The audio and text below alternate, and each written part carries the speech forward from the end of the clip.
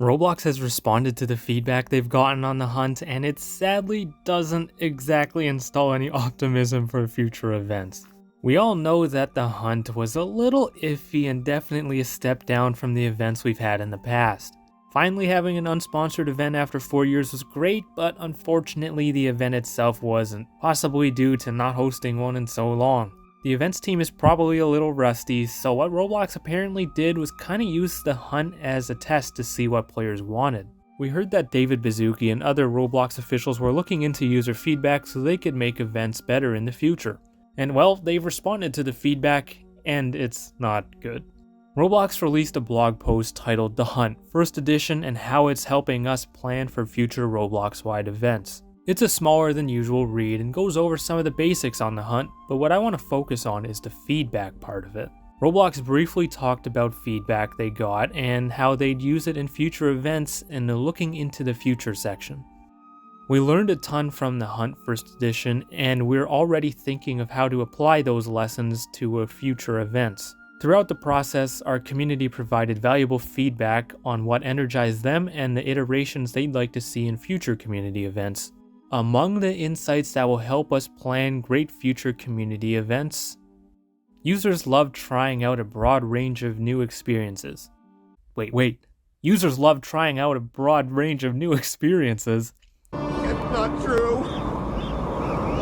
That's impossible! What everybody has gravitated towards in the blog post is this statement, and for obvious reasons. I don't think users exactly loved having to go through all of those games to get prizes.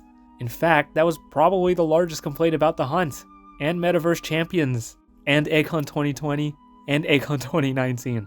I'm not sure where Roblox is getting the idea that users love trying out a broad range of new experiences, but that's definitely not the general consensus. The other feedback they listed makes sense, but that first point is literally the exact opposite of the biggest complaint about the hunt. This is obviously a little worrying because Roblox is going to use the feedback, including that, to help them plan great future community events. If Roblox keeps making these dev hunts so large and unorganized, then we're going to face the same issues we've seen with big events since 2019. Having so many games is painful since you've got to spend time learning how each game works and jumping from game to game while experiencing different levels of quality. Some games take a few minutes, others take an hour, some are fun, and others are tedious, and there's no avoiding that with so many games.